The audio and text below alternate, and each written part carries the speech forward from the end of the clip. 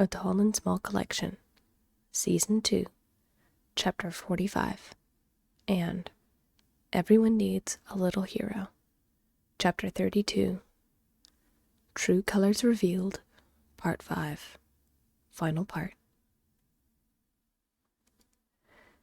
The next morning was a rough one.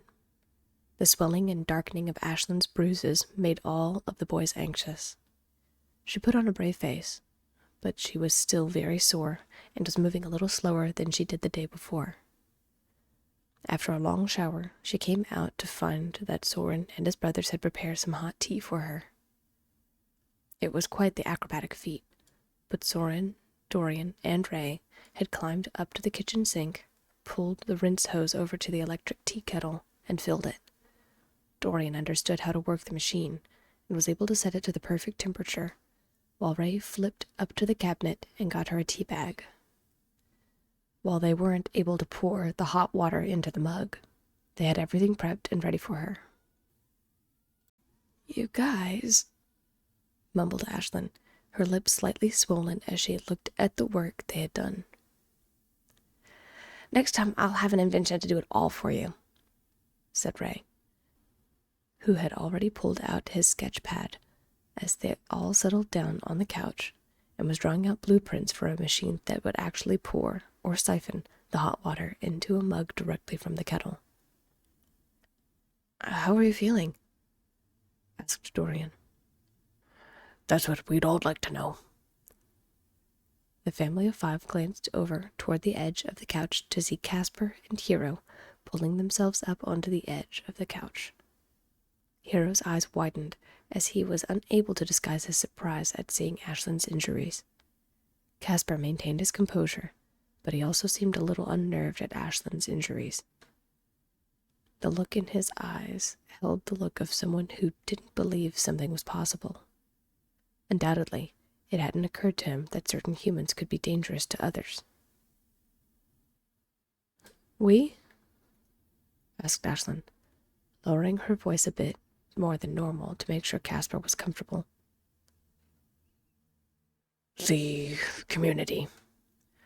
A lot of us heard what happened last night, and the rest of us heard about the aftermath this morning," stated Casper. "We wanted to make sure you were all right, and to thank you. You didn't have to defend us the way you did, and if it wasn't obvious before, it is apparent now that you are an ally." Ashlyn smiled as much as she could manage as she nodded. Words escaped her, not that they were needed to understand what she was feeling. Friendship and trust is hard won, and now she had it. "At any rate, we came to ask if you needed anything from us, and if there is anything we can do to help prepare for the move," offered Casper. "Yeah, we thought we could help with the boxes, and if there are little things we can stitch or rearrange," chimed in Hero, as he glanced at his father and then back to Soren and his family. "That's certainly a relief that everyone's willing to help," said Soren. "Actually, today was the day Ashlyn was going to get the totes we need to move everyone. She has to go to the hospital first, right? But then she'll be back with what we need." "Yeah, I need to make sure I get the pictures, and I need to file a proper civil suit against Austin," said Ashlyn. "But I can get the toasts first. There's a place just down the road. That'll give you all space to come out of the bedroom and work. Get some supply lists together, and I'll set everything out before I go to the hospital." Casper nodded and turned to leave, giving Hero a little pat on his shoulder before going back to the bedroom. Hero looked up at Ashlyn, bright green eyes latching onto the bruises and emotion filling his eyes. "Are you feeling okay?" asked the teenage borrower. "I've been better, but thanks for asking," smiled Ashlyn. "Anyway, I need to get moving if I am getting anything done today. The store shouldn't be too busy now, so less people staring at my bruises."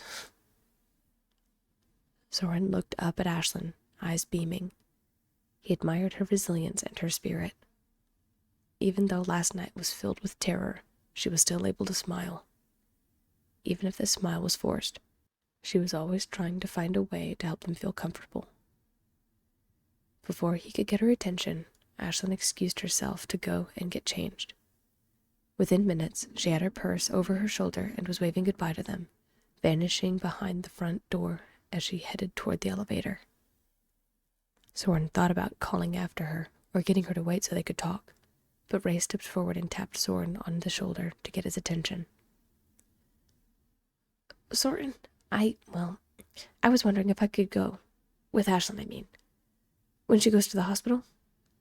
Said Ray. Soren's eyes widened as he stared disbelievingly at his younger brother.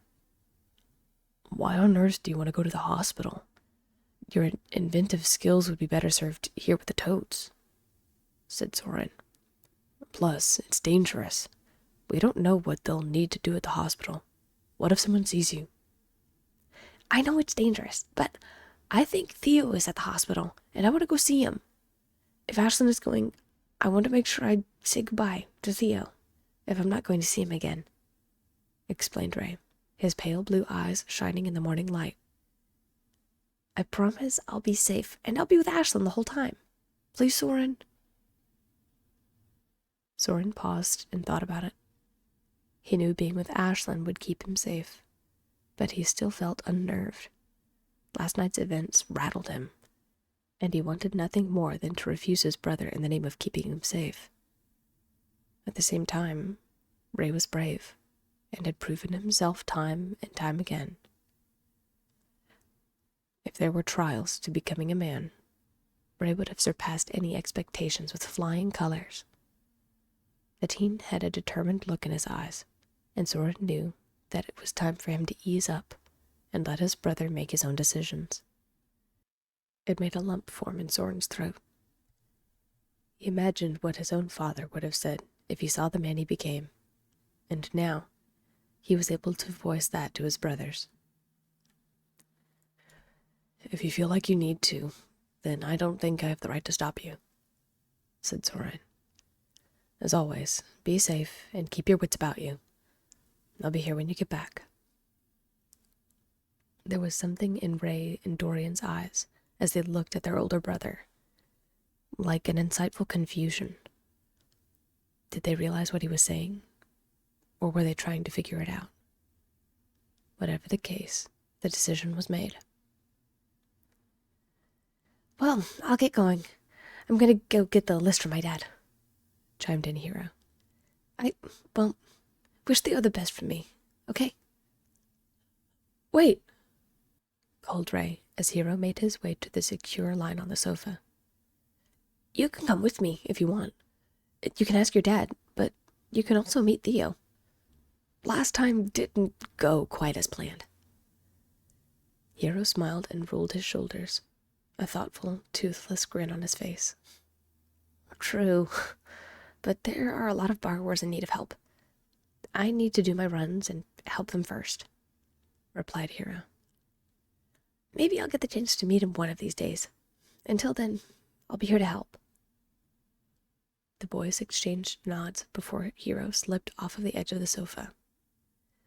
For the next 20 or so minutes, Ray fixed up his gear while Soren helped Maisie get ready for the day, and Dorian sat and contemplated some lyrics. He had an idea inspired by the night before, and he wanted to make sure he had everything written down as accurately as possible.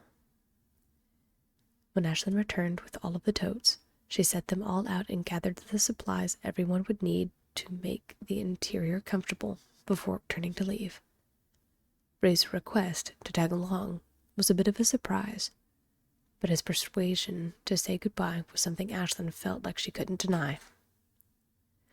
Promising she would take care of the teenage borrower boy, the two of them left. Ashlyn felt a little odd bringing Ray, not Soren, along with her. She knew the teenage boy would listen and pay attention to his surroundings, so he wouldn't be seen. But it didn't stop her little touch of anxiety as she walked to her car and drove down to the hospital. Just as the officer told her, She was able to get the necessary pictures and a quick check-up to make sure nothing else was damaged because of her confrontation with Austin the night before. You'll experience some swelling, and it will take some time for the bruises to go away, but it's only natural. Here's some topical medication to help with the bruises, and here's some ointment to help with the swelling. If you need anything else, don't hesitate to let us know. We'll make sure your photos get to the police department as soon as possible, as well as your attorney when you provide that information," said the doctor. "Actually," said Ashlyn as she glanced over at her purse. When she was waiting, Ray took a second to slip out of her purse and glanced around at all of the machines and cabinets. Now that she was with the doctor, she could barely see the teenage borrower peering out from behind her wallet as he watched them. "I have a friend who is actually staying here in the hospital. Would it be possible to see if he's here or if he was discharged?" "Sure. What's the name?" asked the doctor. "Theodore Wilkins," said Ashlyn. "I've been meaning to come and visit him." "Ah, yes," acknowledged the doctor. "His sister was brought here earlier for a visit. He's up in room 572. Make sure to get a visitor's badge, and you'll be able to see him for a little while. He's got physical therapy in about 30 minutes. "Great, thank you," Ashlyn said as she snagged her purse and headed for the front desk. She knew Ray must have questions, and Theo would have even more of them. But she had to be quick. They needed to get back. She filled out the proper paperwork, saying she was a family friend, before she was given a pass and allowed up the elevator to the right floor. In no time, they were there. "Let's go," Ashlyn breathed before knocking lightly on the slightly ajar door. "Hello? Anyone home?" "Hello?" replied a voice. Ray was absolutely certain that it was Theo's voice. Excitement filled him as he felt the bag shift and heard the door click. "Oh, sorry, I think you've got the wrong room." "You're Theo, right?" asked Ashlyn. Ray felt himself getting jittery. How was Theo doing? He hadn't been able to talk to him after he arrived here at the hospital. Yeah, but..." "Then I'm in the right room," said Ashlyn. "We have a friend in common, I think. You know Ray, right?" Ray heard the door shut behind them and saw Ashlyn's hand rest parallel to the top of her purse.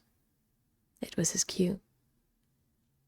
Ray pushed himself up using Ashlyn's wallet and snagged the top of her purse. He lifted himself out onto Ashlyn's hand. Sure enough, there was Theo. He was sitting up in bed and his eyes were wide with surprise. He had his blanket over his legs and thankfully was only hooked up to a heart-monitoring machine. "Ray," said Theo, in absolute disbelief. He pushed himself up further in the bed and glanced between Ashlyn to Ray. "Wait, you're Ashlyn, then, right? The woman who helped get in contact with family friends who were looking after Bells." "Yeah, that's me," smiled Ashlyn. "I happened to be in the area, and Ray here said he wanted to see you.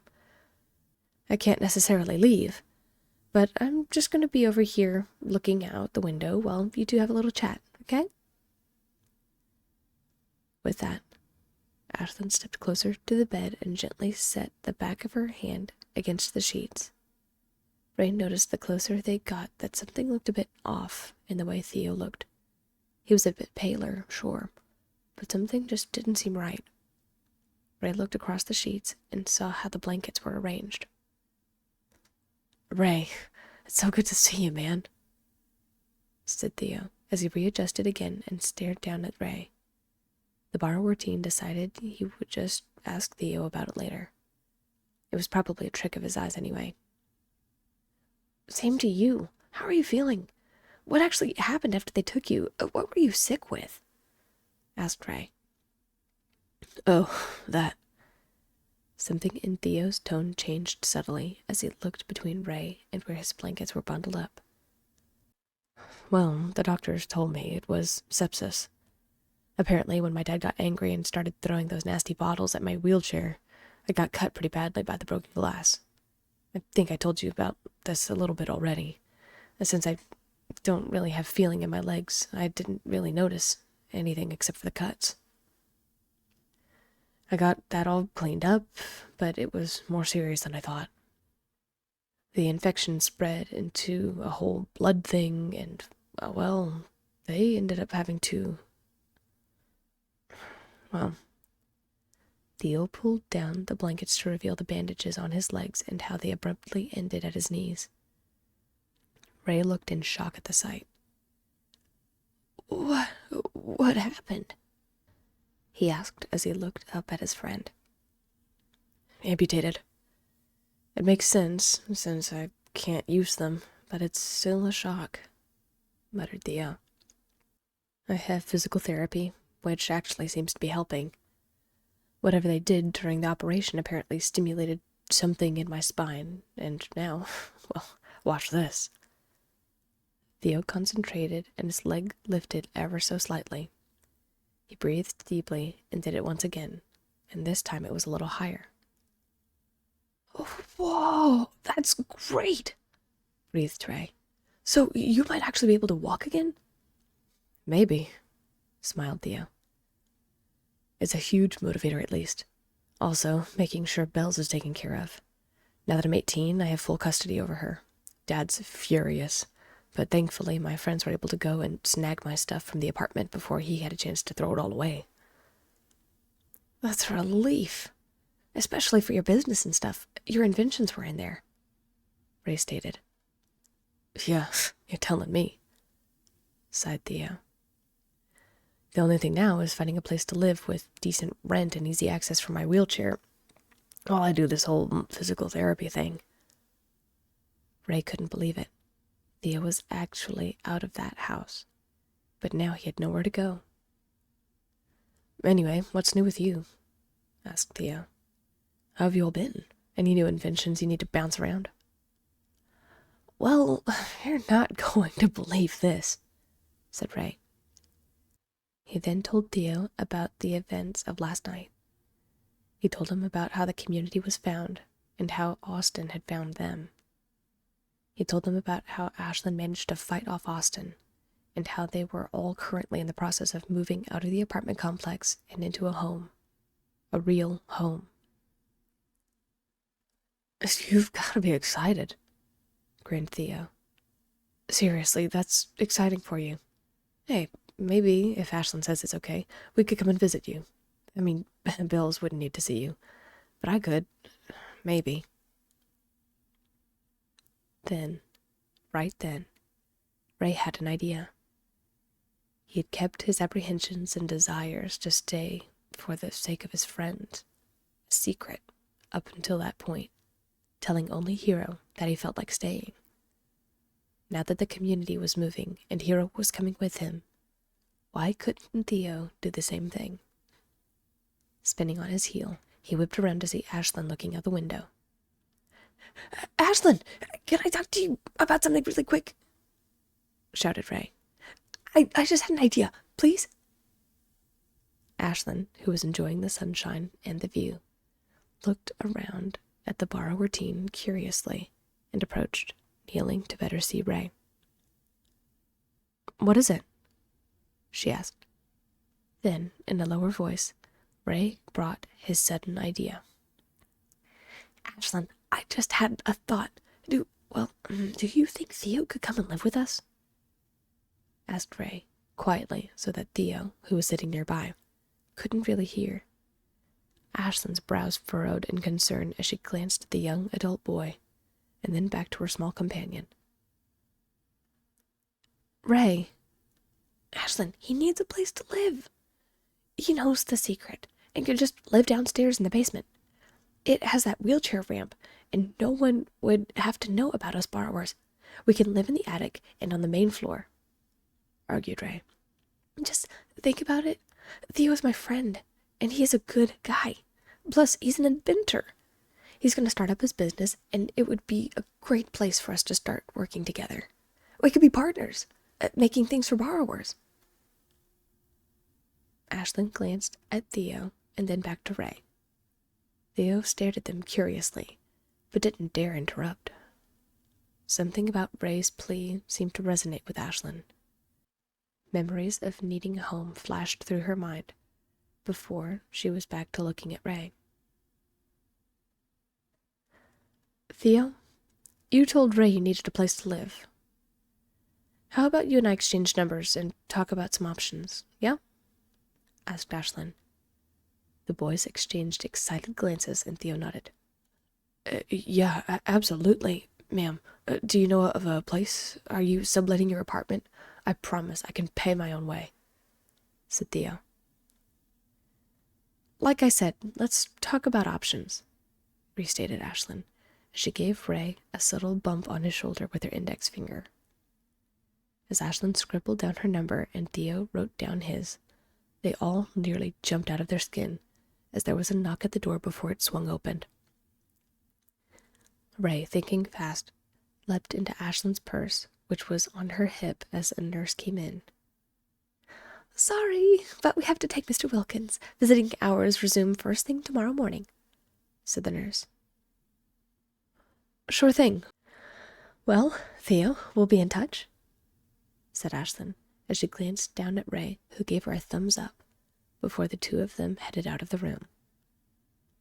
Talk to you soon, Theo called as Ashlyn and Ray departed. The drive back was filled with discussion about whether or not Theo should be invited to live with Ashlyn and the whole borrower community. Ray put up a fair argument that the basement could be segmented off and that Theo and Bella, his sister, wouldn't need to be in contact with the rest of the family. It would give them a variety of borrowings, and it would let Ray have an inventive friend nearby. Ashlyn wanted to help Ray's friend, but she ultimately ended up compromising in that the community would also have to agree, or, at the very least, be informed before they let someone new into their inner circle. It was the least that could be done. With that agreement, Ray decided he would be the one to take it to the others in the community, letting them know another human who knew about borrower existence would be staying with them. At least, he would let them know after the move. There was a lot to consider, and now was not the time for this discussion. When they arrived home, Ashlyn knocked and gave the borrowers inside plenty of time to hide or get back under cover. When she and Ray entered, however, she found that wasn't the case. Many of them did hide, but some stayed and were still working as they fixed the boxes in preparation for their move.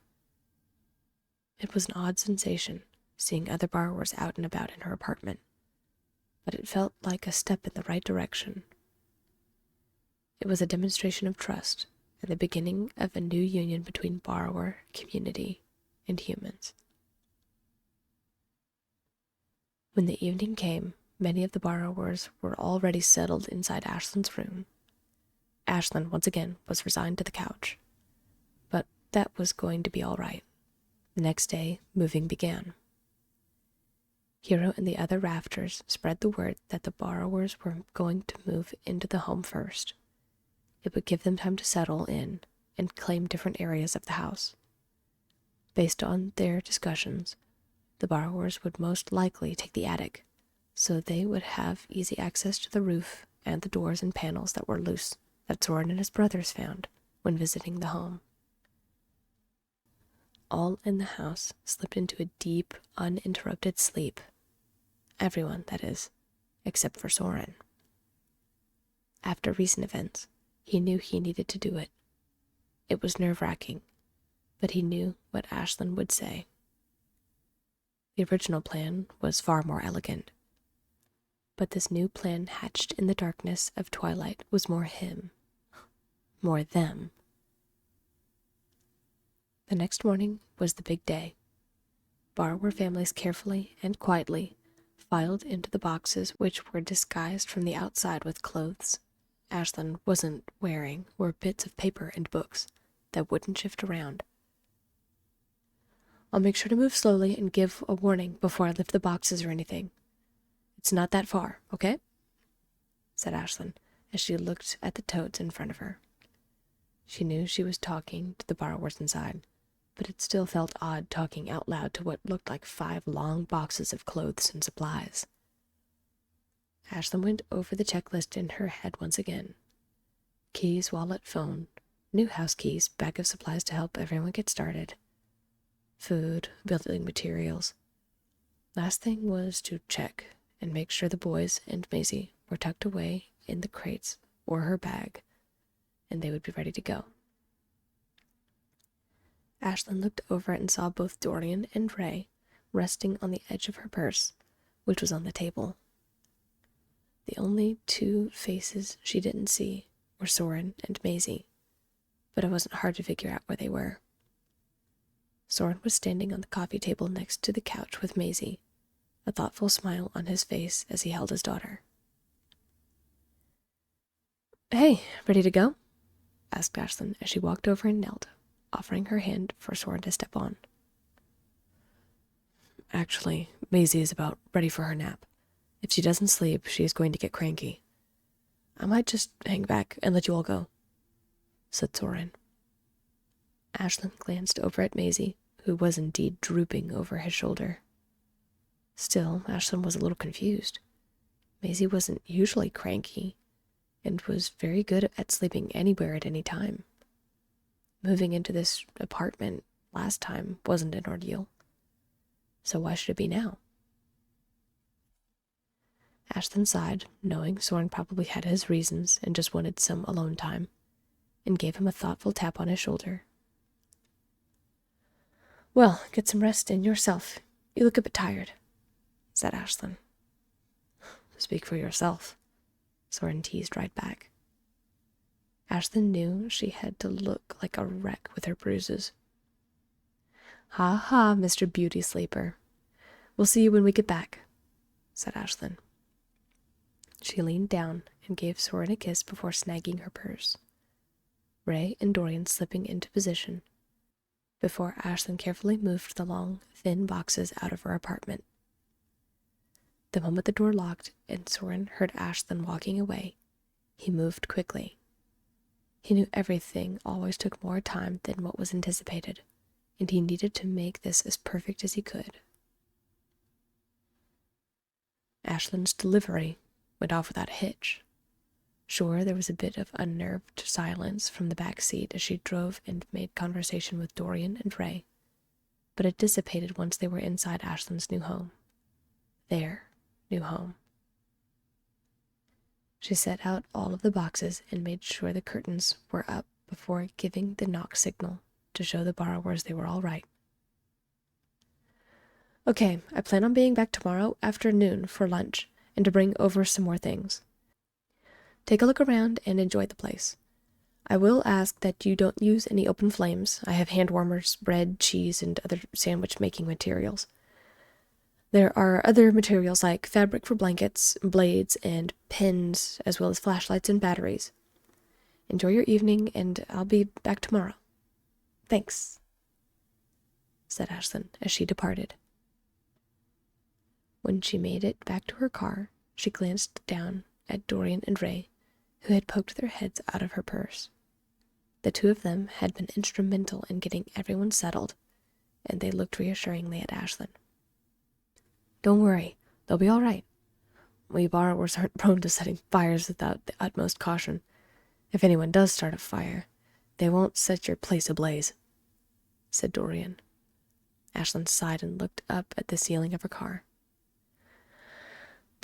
"Easy for you to say. At the very least, I hope insurance will cover anything if it happens," muttered Ashlyn, who knew she would be on the hook if anything were to go awry with the place they were about to call home. On the drive back, Ray asked about insurance and what it actually was. Ashlyn had a bit of a trick trying to explain what it was and what it was supposed to do, but she thought she did a good enough job in the end. They pulled into the parking garage and, with the boys secure, pulled her purse over her shoulder and headed back into the building. The apartment complex was aglow with the light of the setting sun. It was promising to be a beautiful sunset, and it was almost a shame to go inside instead of stopping and watching the sunset. Ashlyn decided she'd watch it once she brought the boys inside, so they could fill in Soren. Next task was making her bed back, and then getting dinner started before packing. The list of things to do was running rampant in Ashlyn's head, and it continued to do so all the way up the elevator and into her apartment.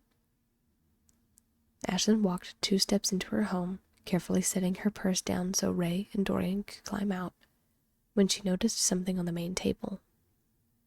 It was a lit candle, and next to the candle was Soren.